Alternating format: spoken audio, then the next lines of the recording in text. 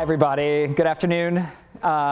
Thanks for coming. First session of the conference, first session of the day. I'm going to start by introducing ourselves, and then we'll get into our presentation. My name is Chet Jordan. I'm an assistant professor at Guttman Community College, the City University of New York, and I'm here with my great colleagues, Lexa Logue, who's former executive vice chancellor and university provost and current research professor for the Center for Advanced Study and Education, and Lucinda, who's university dean for undergraduate studies at the City University of New York. And we're going to talk to you for today about one of the university's most notable initiatives of late called Pathways. And we're going to, the title of our presentation is Pathways to Change. It's a contemporary examination of transfer policy at the City University of New York. So for those of you who don't know about CUNY, the City University, we're over 24 colleges ranging from community colleges, four-year bachelor's degree granting institutions, as well as a number of freestanding professional and graduate schools. We are the largest public urban university in the United States, and we enroll over 270,000 degree-seeking students. Our students come from across the globe, but we are primarily an entry point into higher education for students graduating from the New York City public school system. We're going to talk a bit about timeline of transfer at CUNY. If you don't know CUNY's history, it goes back over 100 years, but really since 1961, when CUNY became the City University of New York by charter, one unified university that was born from a confederacy of colleges that became one in 1961. And almost immediately after its inception, the idea of students transferring from one college to another became a problem. By 1967, students were moving from college to college, and it became incredibly apparent that their credits and what the number of credits that they took with them was going to be a complex issue. Moving from kind of colleges that had their individual identities previously to a university has been a long, very protracted process to become one university, right? We are across five boroughs of New York City. Each college is very unique. It has a very unique student body. And because of that, as a result of that, each college has established its own traditions and customs when it comes to evaluating transfer credits. So it's been incredibly complex and incredibly difficult to disentangle that process as we've become more centralized and have taken on the identity of one university really in the past decade or so. So you can see from 1967 really through the late 90s, the university's tackling at various points the transfer process. The Board of Trustees is passing resolutions to try to mend the transfer process and make it easier for students to move from one college to another without losing credits. But really the momentum gets going by the late 90s as CUNY's identity starts to shift, as processes through technology, and just as our identity forms become more centralized and we become one university. By 1999, the political establishment in New York City is shifting. CUNY became a focus for the then Mayor Rudy Giuliani as an institution that needed to be fixed. It had been seen as a site of remediation where students never graduated from for years and years, and Giuliani kind of put CUNY in his focus. And a result of that was the Mayor's Advisory Task Force put together a paper that called an institution adrift that identified transfer as one of the central problems for student success in the university. So as the 90s continue, plans for how to fix transfer start to emerge.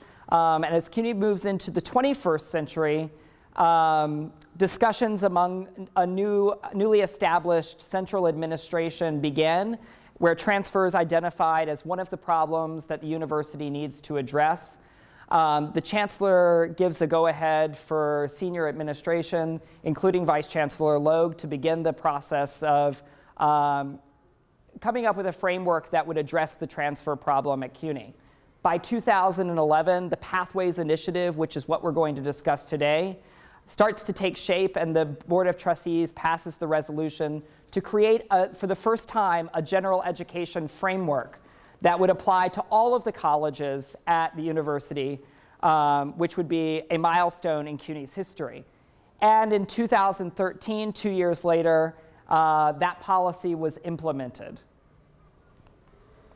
So I'll give you just a brief overview of what transfer looked like before Pathways.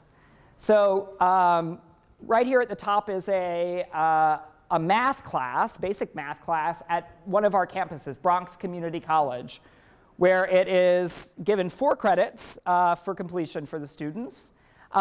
In the middle column here, you can see a range of colleges across the university and how that basic math course is evaluated in terms of the number of credits it receives when a student uses that course in the transfer process. So we have everything ranging from 0 credits, it receives nothing and the student would have to retake it, to 4, and 3 credits there in the middle.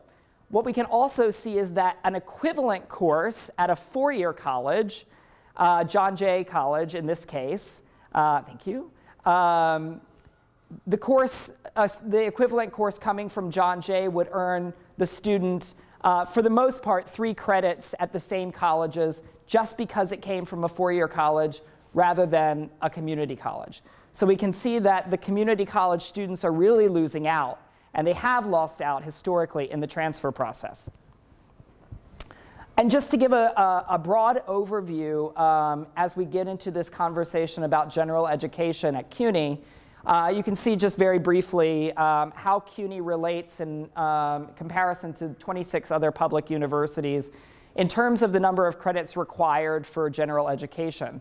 Prior to Pathways, at the time it was 52 on average credits, which represented 42.9% of the students' total credits, in comparison to an average of 41 credits at other universities across the country, representing 33.8% of credits. So just in summary, there was quite a big number of credits required for a student to complete general education prior to Pathways.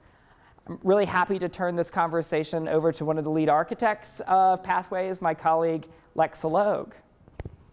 Okay, so the rationale for the policy change that was Pathways is that many people considered it the worst problem for the undergraduates. The credit transfer was the worst problem for the undergraduates for 40 years. CUNY had been trying to solve it for 40 years. Sometimes the credits didn't transfer at all, but in addition, it was taking a long time to get credits evaluated after students transferred. It could take up to a year. And the students didn't know what was going to happen during that year. They would not receive credit sometimes, or what would happen is courses that they had taken for their major or for general education would be transformed into elective credits. I'm sure this is a familiar story to many of you. This was extra cost for the students, for financial aid, et cetera. Some students, because they were having to repeat courses after they transferred, they had to use up their electives at the new college, right? And so they would have very few electives, so very few of them were doing double majors or minors because they just didn't have the room in their curricula. Now, Pathways, the main component of Pathways, which the board resolution was in 2011, and then it was fully in effect in fall 2013, were, first of all, the general education framework. This framework, and I emphasize framework, consisted of something that we call the Common Core. I'm going to be using a lot of terms here, but this was 30 credits that every student, whether they were an associate or a bachelor's degree program, has to take. And then something called the college option, which was only for bachelor's degree students. And that's 6 to 12 additional credits of general education. Then the second major component of pathways is the majors. We worked on the 10 most popular transfer majors, establishing 3 to 5 entry-level courses into those majors and aligning them across the university. And then electives. Students were guaranteed, post-pathways, they were guaranteed that every course at minimum would get elective credit, at minimum. Okay, so this basically gave them a guarantee for all 3 components of the curriculum: general education, major, and electives. And as I said, 30 credits Common Core, 6 to 12 college option, which was just for the bachelor's degree students. And the major courses also. Okay, so now all courses completed for credit at one CUNY college must be accepted for credit at another CUNY college. To do this, to set this up, we established a Pathways Task Force whose job it was to decide what the 30 credits, how they would be divided up, what they would consist of. And that task force actually had 47 tenured faculty on it, 4 students, and 4 campus-based administrators. So it's overwhelmingly faculty. We also set up course review committees, which were entirely faculty. If a course, if a college wanted one of the courses to be counted for the Common Core, those 30 credits, it had to be approved by one of these faculty committees. And we also set up faculty committees to do the courses for the majors that were going to be aligned across. And we also had an implementation advisory committee, which had on it many staff who worked in the area of transfer, software experts, and communication experts, because this information about the new pathways had to go out to everybody. So the 30 credits, just to give you a little bit more information about what the 30 credits consists of, it has 2 courses in English composition, 1 in math, 1 in life and physical sciences, and then it has 6 more courses, each of them 3 credits. That becomes relevant later. Each of them 3 credits, and those 6 courses are divided into those bottom 5 categories. You have to take 1 from each of the category and a second one from one of the categories. And those 5 categories are world cultures and global issues, U.S. experience in its diversity, creative expression, individual and society, and scientific world. Okay, now there's also something called the step function. It's complicated, so I'm not going to explain it now, but we can talk about it. We're hoping to have a fair amount of time for discussion after we're done. But what I will say is that it provided an incentive for students to stay in their associate degree programs until they finish their associate degree, rather than transferring early. Also, we set up something, again, I can explain it later, but if a student was majoring in STEM, we set up something so they wouldn't have to take additional gen ed STEM courses. So they would have more electives and more freedom to take other things. This is critical. All course categories were specified according to learning outcomes. And that's very important, as I'll explain. So all the courses are now evaluated according to the learning outcomes. Not what was happening before Pathways is courses had to match in somebody's head. They had to match in order for a student to get credit. Now they don't have to match anymore. We set up learning outcomes for each category of the gen ed curriculum, and a course can fit in there if it satisfies the learning outcomes for that category. The administration set the total number of credits for general education and for the step function. That's the college option. That's for the bachelor's degree students. But the faculty did everything else. So the faculty committees set the general education categories. It was the faculty that decided that all the courses would be 3 credits. They set the learning outcomes. They chose the courses to fit into the framework, etc. And an example of learning outcomes that were required for what's called the flexible Common Core courses, they all require information literacy, writing and communication, and critical thinking. More on the learning outcomes. They determine which college courses will fit in which area. They allow for flexibility. So for example, John Jay College, which was mentioned earlier, decided that they wanted all their courses in the gen ed to have a justice. John Jay is a criminal justice emphasized college.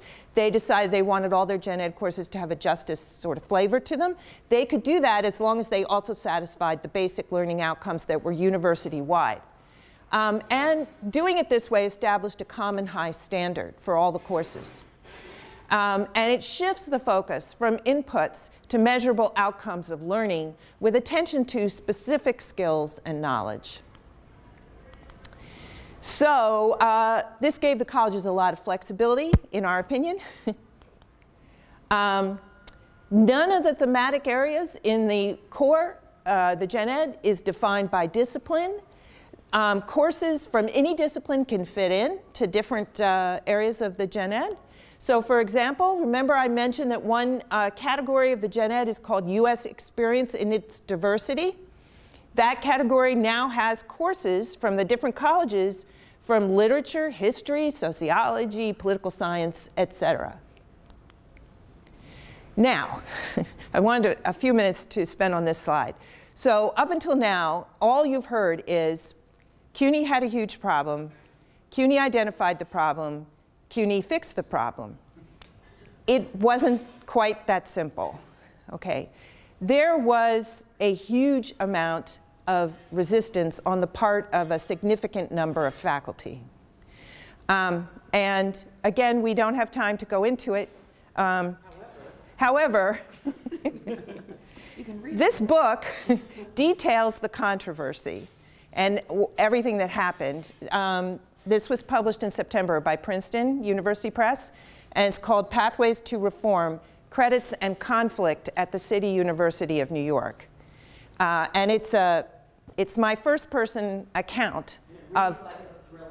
It does. It reads like a novel. It does. Thank you, Lucinda. And it's, and I try to be totally observational and accurate in what happened. But there was enormous resistance of anything you can imagine. It happened. Some faculty were worried that changes in the gen ed requirements would decrease the number of departments that had a required gen ed course. They wanted their guaranteed piece of the pie.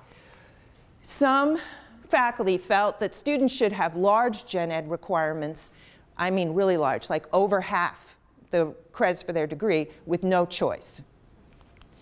Some faculty felt that even though most of it was done by the faculty, the fact that we set the number of credits and did that, that we shouldn't even have done that, that the administration should have had nothing to do with it.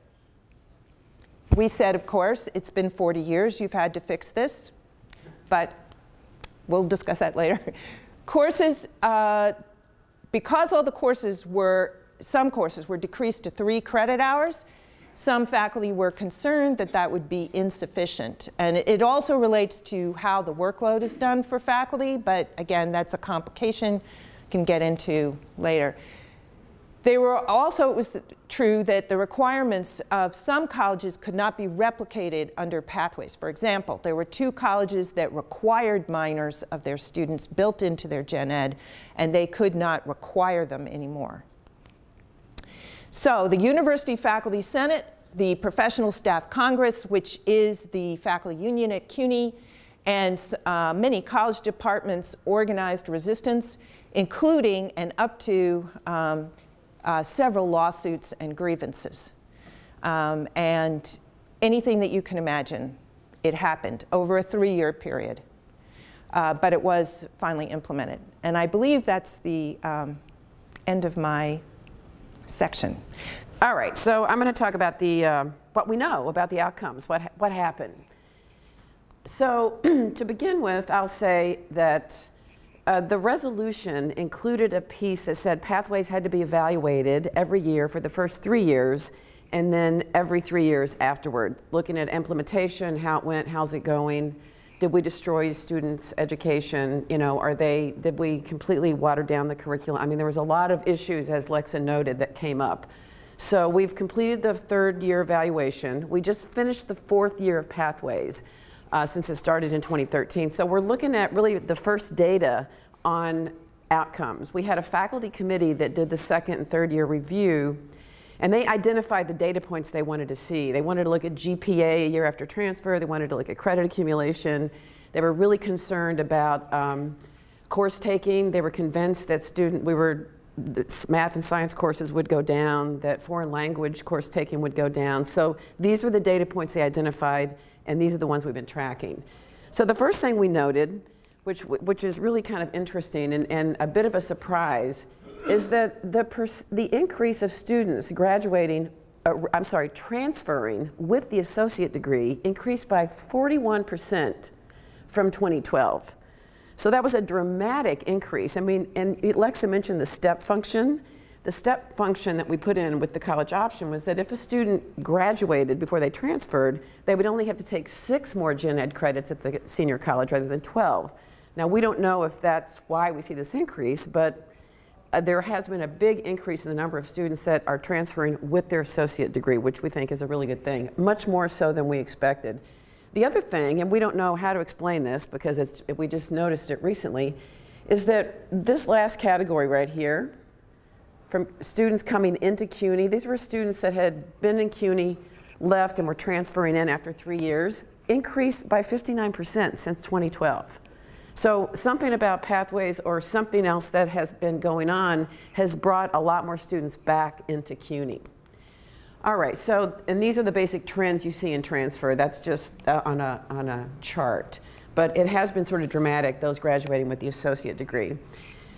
This is a little detailed, and I have a chart, a graph to show it, but I'm particularly excited about these 2 things, which for trends in first-time freshman course taking, if you look at math and science, these are first-time freshmen. It went from 79% to 87% of students, first-time freshmen that are taking math in their first year.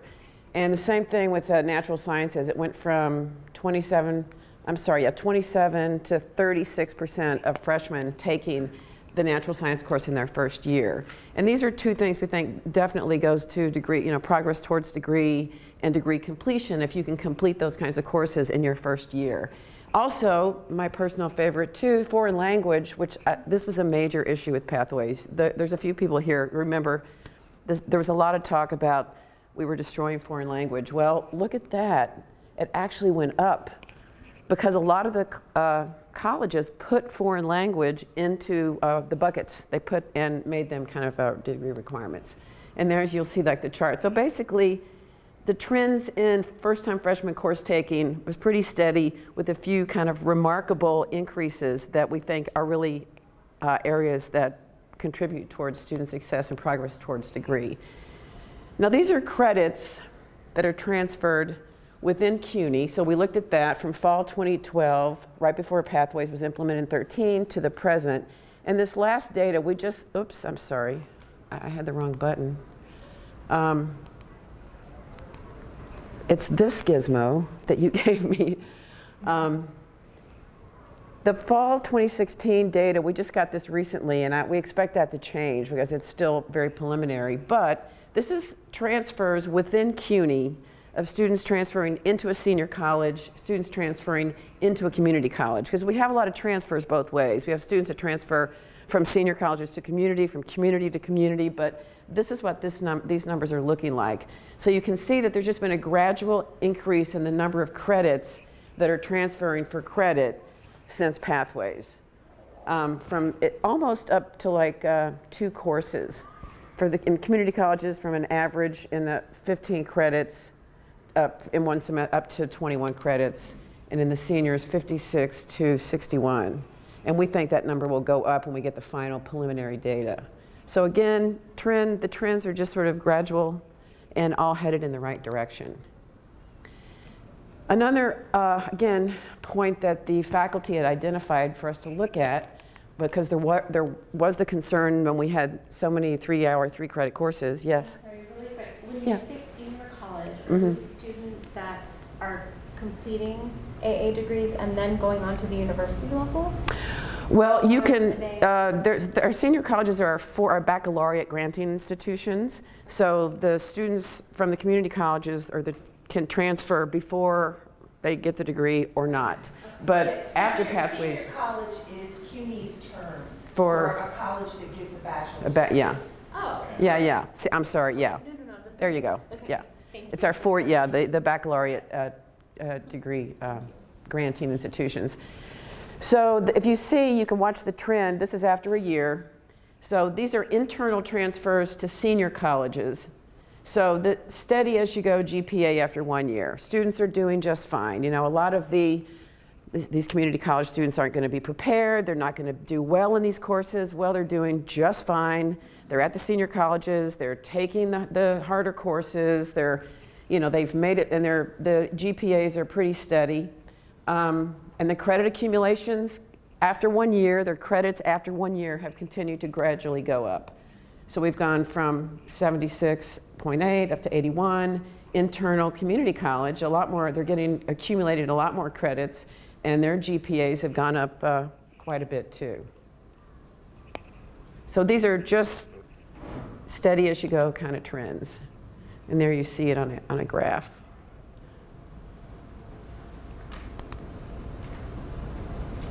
And the same credit accumulation after 1 year. You see, it's interesting with the community colleges. You see more, but they are accumulating those credits. You know, the data that we don't have yet, and we're in the middle of going to a new version of our degree audit system, DegreeWorks, is what we call contributory courses and non-contributory courses, because we think that we're going to be able to see, when we can look at that data, that more of these courses that are transferring are counting for gen ed. Well, we know that. Counting for majors and counting for electives, and they're getting the credits in the right places. And this is a general looking at system retention, but this is actually the first time we've been able to see any graduation data. Everybody asks right off, but what's the impact on graduation? But it just started in 2013, so until now, this is really the first time we've been able to see any graduation data at all. And it looks pretty good. And we don't know, we can't say that it's because of pathways. There are other factors. There's many other things that happen in the university, and we haven't yet been able to do the kind of study that would allow us to, weed out other kinds of factors. But it's a pretty impressive trend so far. If you look at the 2011 cohort, I got this right, Gizmo, of the 3-year graduation rate, for the 2011 cohort before pathways was 14.1. Anybody here that works with community colleges know, I mean, it's a very, the graduation rates are pretty low. And then for the 13 and 14 cohort, I mean, that's gone up to 19. So from 14.1 to 19.1% is really a pretty dramatic increase in graduation rates for the 3-year graduation rate. And the 2-year rate, which has gone from 3.3 to 6.1. Since Pathways was implemented.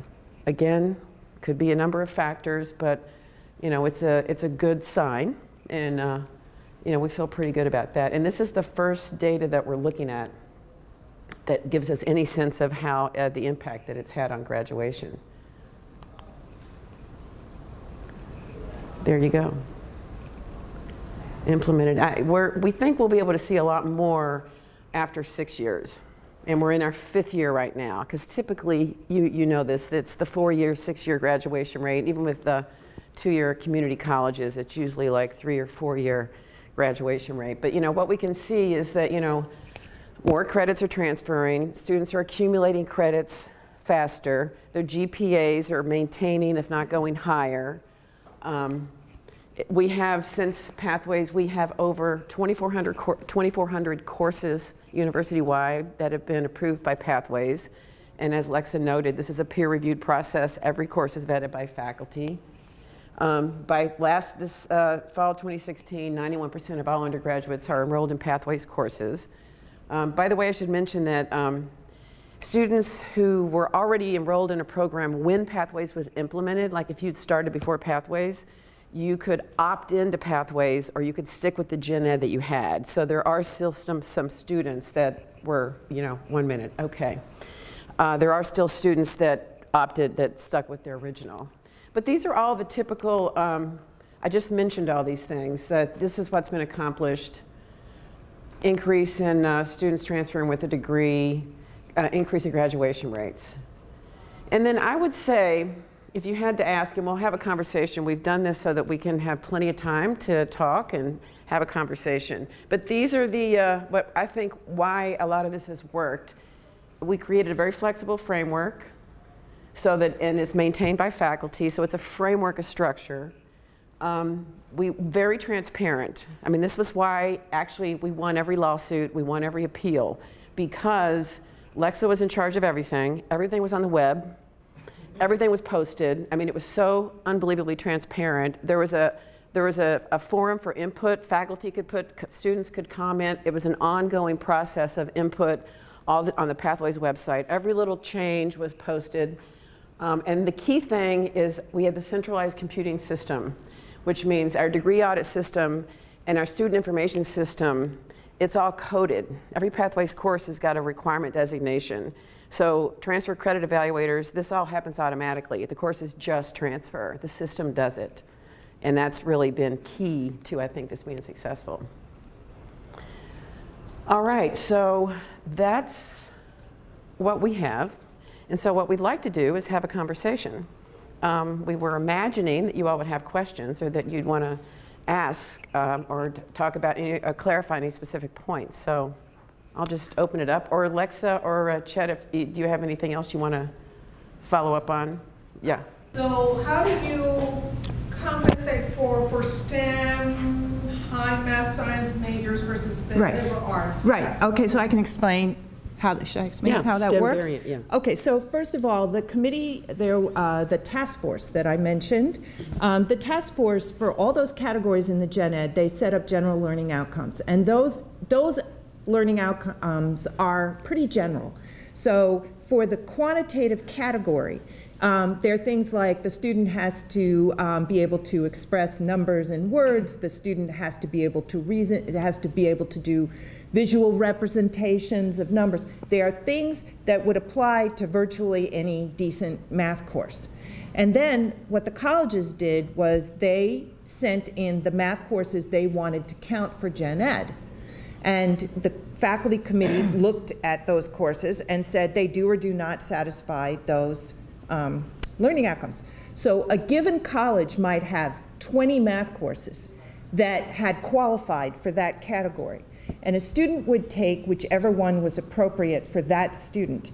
Now they had a choice. They could take any of them. If they would take any of them, it would satisfy the gen ed requirement. But a major, a particular major, might have a specific course it needed. So then it would be up to the student and the advisor to figure out, so I don't have to double up, and take 2 courses, which one should I take that will satisfy and also which one am I qualified for, because some of them require more entry-level math knowledge than others do. And that's how we got advanced courses in there too. Yeah. The advanced courses are also in the buckets for those students that are in the STEM fields. So like if a student comes in and a student is ready for pre-calculus, pre-calculus is in that bucket too. So it can satisfy the gen ed requirement. But another student comes in and they need college algebra, which is below pre-calculus. That course is also in the bucket, and the student can take that. Does this answer your question? Yeah, so just to make sure I understand, so the students in the CUNY system take 30 credit hours for 4 courses. Yes. And whether they started in liberal arts or engineering. Now, if I'm an engineering major, I'm going to take the higher rigor math options. Right. And just to kind of get ahead of my game. Right. Now, I'm assuming that when they actually start their major classes outside of their core. Yes. There can be overlap. See, that's the thing. Remember I mentioned the STEM variant?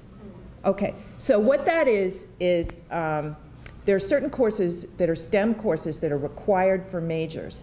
And at a college's request, those courses were approved to satisfy the science and math categories of the gen ed. So that way, if a student takes, an engineering student, for example, takes physics for his or her major, that student will also get gen ed credit for that course. So the student doesn't have to take an additional science course. So that would basically open up a free elective. Yes, right. Exactly. Exactly. It counted twice. And part of our goal was to give students more choice. We wanted them to have a few free electives. We had some colleges that had so many gen ed credits, like 62. We used to make a joke that if like Barack Obama came and taught a course in in leadership, that the students wouldn't have a single 3 credits to take that course. I mean, it was so tight, the curriculum was so tight.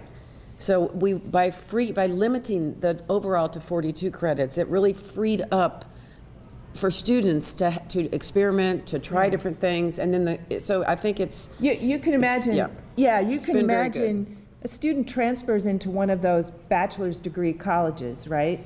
And the student was getting denied transfer credit, so they had to take those courses over that the student took at the community college or even one of the other bachelor's degree colleges, and it's a college that has a 62 credit gen ed, so they had to take extra gen ed to finish off that. So by the time they took what they didn't get counted by transfer and they finished all the gen ed at that college, and they did their major, there's nothing left. Or they have like 150 credits. Yeah, or they took excess credits, which, as you know, is a bad thing. So, now we have a lot of questions. Francisco Colon from SUNY Stony Brook. We're in New York City State, and we also have a lot of students that transfer to CUNY due to financial constraints, or they don't want to take out extra loans. My question is, so if you have a student who is freshman going to sophomore and has taken, let's say, 3 courses in sociology, probably got a D+, C-, will that be acceptable to a CUNY? And if so, and if not, do they have to take it over again? So if they take it over again, does TAP will accommodate them in Okay. intro? Well, there's different rules for if you're transferring a course within CUNY and from outside. You probably know better than I know. I think within CUNY, if you pass a course at one CUNY college, it counts at every CUNY college, whether it's a D or whatever. But I believe if you're transferring from outside of CUNY, you need a C. Well, departments have a lot more control. It depends on the department and the discipline. Sometimes they accept a D or a C, and other times they don't. But it has to be in their catalog. I believe it has to be published that they'll accept these courses. They won't accept anything below a C or whatever. So it kind of varies by department for transfer of courses from outside of CUNY. And that's actually the first what I said about within CUNY. If you pass it at one college, it counts at every CUNY college, was actually almost didn't happen. There's a very dramatic moment, I think, in the book, it's described in the book, how when we had the board committee meeting that was discussing this, and the faculty senate wanted to change it so it would only transfer within CUNY if you got at least a C. But the basic principle of pathways is that we are one university. So if we are one university, if it counts at one college, it should count at all of the colleges. And that's what we finally stuck with. Yeah. Check. I had a question about, I think you call it the step function that you saw encouraging students to finish their AA. I wonder you talk a little more about that, because I work at community college in Missouri, and this process was legislated to us 2 years ago at a state legislature, and so we had to implement it in August, which is really, by the time the schedule was out. Just talking about yeah, we were talking about that because we took, almost 3 years. Almost 3 years to do it, and the faculty were constantly hysterical, saying it was too fast. They give our faculty 15 months. Yeah, and I keep saying that in many states it is being legislated. In Indiana, they had 1 year. 1 year. Yeah, and one of our concerns is that it's going to decrease AA completion. So, CUNY is one system with community colleges and bachelor's degree colleges, and so we had a lot of political issues going on that we don't want to, we want to make sure everybody, and we also believe that it's good for a student to get the associate's degree before transferring. So the way it works is that if a student transfers with the associate's degree, they only have to take 6 more credits of gen ed at the bachelor's degree program. If a student starts at a bachelor's degree program from the beginning, then they do 12 more credits. If they're somewhere between those two things, then it's 9 extra credits. So it's a step up. So like if they've taken 30 credits at a community college and transfer into the bachelor's, then they're going to have to do 9 extra credits of gen ed. As opposed to 12, yeah. See, part of what was going on, and this is where it gets complicated, at CUNY, and I really don't know, and if anybody here can tell me, but at CUNY, for many of the community college degrees, the gen ed plus what's required for the major in the associate's degree is essentially all the credits for an associate's degree. And because of that, we couldn't require more than 30 credits of gen ed at the community colleges. There wasn't room, unless we decreased credits in the majors, which was going to cause even worse. I don't know how it could have been worse, but it would have been worse. So we had to limit it to 30, but at the same time, we had the bachelor's degree colleges that had up to 62 credits of gen ed. How do you get, meet between these two? So that's where we came up with the step function. And the college option. And I think I should mention that it is the college option. It's called the college option. It's the same thing. And the college option, it gave those 12 credits to the senior colleges. And that's where their sort of unique identity came in. For example, at Hunter College, they used all 12 credits to require 4 foreign language courses. Like Hunter really values language learning, and they think that's a unique identifier that defines Hunter. So they have 12 credits of required foreign language as part of their degree. At John Jay, their college option is really focused around justice. Business, our Baruch College, the college option is more focused on business, has more business courses. So there's a little bit more, that's where the colleges could shape it. Yeah. They used it for a minor. Yeah, because Baruch was one of the 2 colleges that had a required minor. So they used this college option, this additional 6 to 12 credits, to basically kind of do a minor, although it wasn't exactly the way there was before, so they were not happy. So it just gave them a lot more flexibility and a little bit more of their own identity. Of course, they didn't like the step function at all because they thought, they had built this 12 credit option.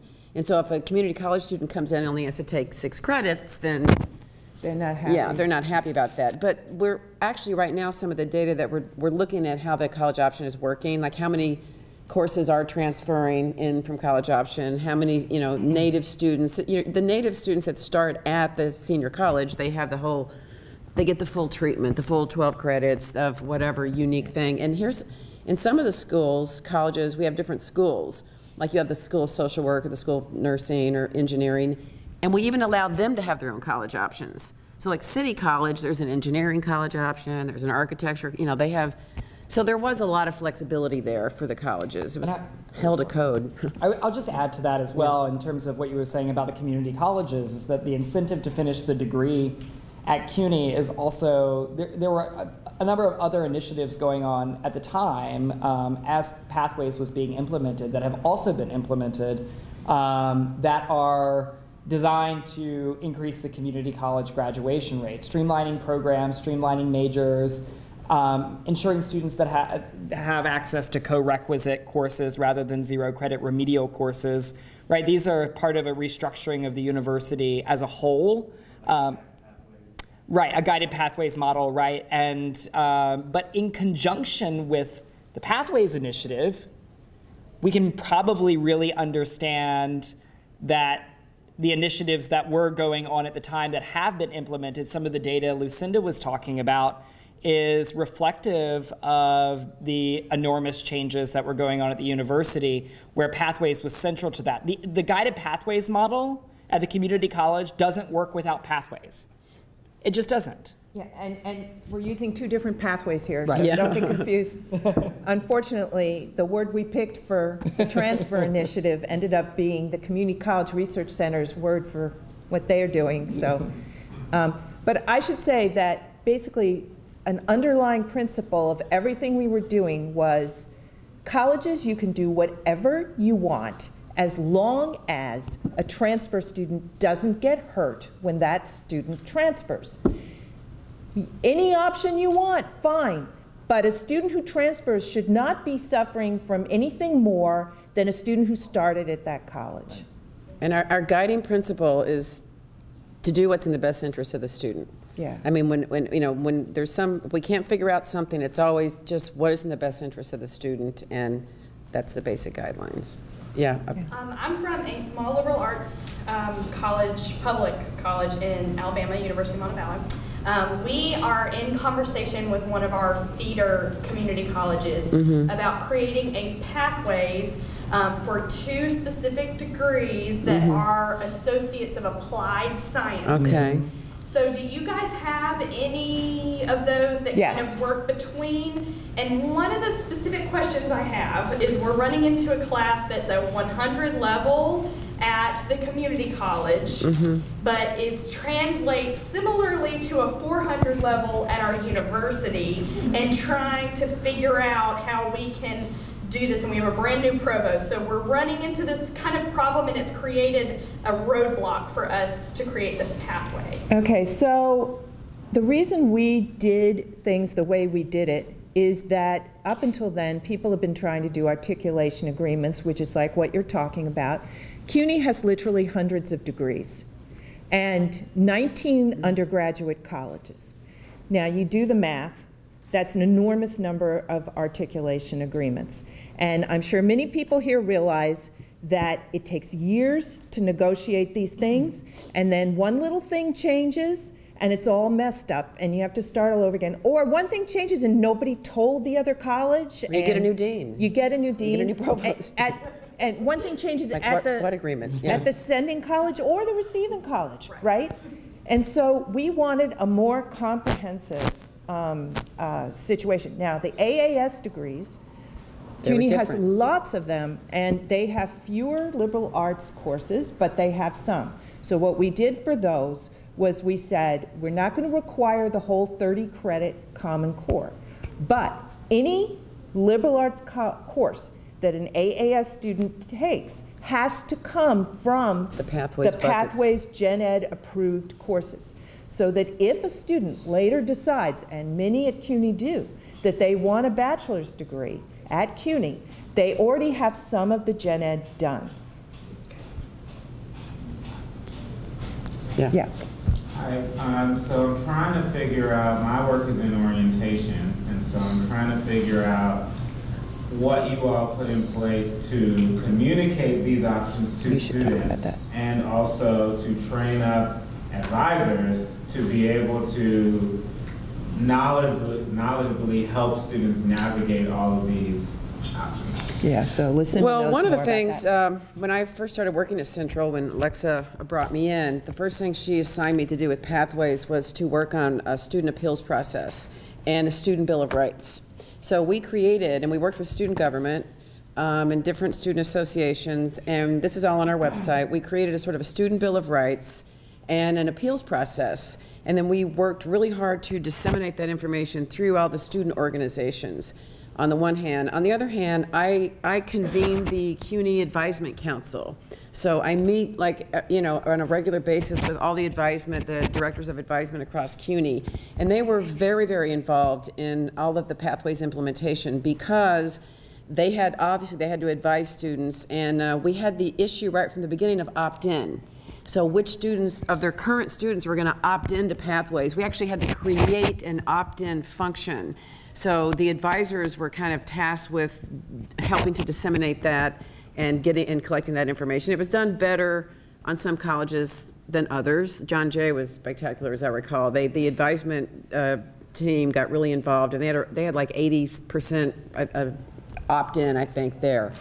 But we do have CUNY-wide committees of advisors and things like that. So there was that. We made use of that. And the website. Each college was required to establish a website explaining about Pathways. Yeah. Oh, and that was a big deal. All the websites and all the stuff was on the web. Yeah.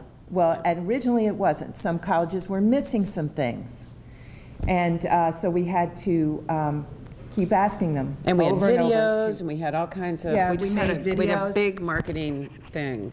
We'll take one more, and then we have to pass out some evaluations. Go ahead. So actually, my question was regarding that external transfer student. Since everything is based off of learning outcomes, how do you go about evaluating the credits? Because now you need more than just a course description. You need syllabi, you need Well, to get the learning outcomes. within CUNY, the courses are prejudged. Yeah, But from outside, that has been not, that problem is not yet entirely solved. The board resolution said that these students who come in from outside CUNY, that their courses were also supposed to be evaluated according to learning outcomes. But it is more complicated, and frankly, with all the craziness we had within CUNY, we didn't specifically. But you know, it's actually worked out. I also meet with the transfer credit evaluators, and they've been, a lot of things are just in the system. The requirement designation for all of the internal courses are there. And CUNY's been doing business with like SUNY colleges, with Nassau Community, with these various colleges forever. And a lot of them have course equivalencies in our system already. All those course equivalencies did come into our system. So a lot of the transfer credit evaluators rely back on if a course comes in from SUNY or another college, if there's an equivalent, if it has an equivalent in the system, and that course is a Pathways course, they'll just give them, they do it like that. You don't recheck it because, I mean, courses I would assume have evolved, No. right? I mean, they have to change their course outcomes to meet the new gen ed requirements. Yeah, but you know, like you guys are transfer people. You're really savvy. I mean, you all been doing this for years. You know, you've seen these courses. You know what they. You know, you have good judgment. You know, you're the people that are in the field doing this. And there is a rare, you know, a course comes along occasionally that nobody's looked at, and usually they'll send it to the department, and they may get more information, get the catalog entry from the student, sometimes the syllabus. When we have appeals, and there's a appeals process at every college, and then we have one at Central. The student has to provide a copy of the syllabus and the college catalog entry and so forth to make the case that on learning, based on learning outcomes. See, and that's a very good thing. There was Yeah. no appeals process before for the students. You know, they could appeal a parking ticket, but they couldn't appeal getting their credit not counted. Yeah. I think we're going to stop there. Thank you all so much for joining us. We really appreciate the comments.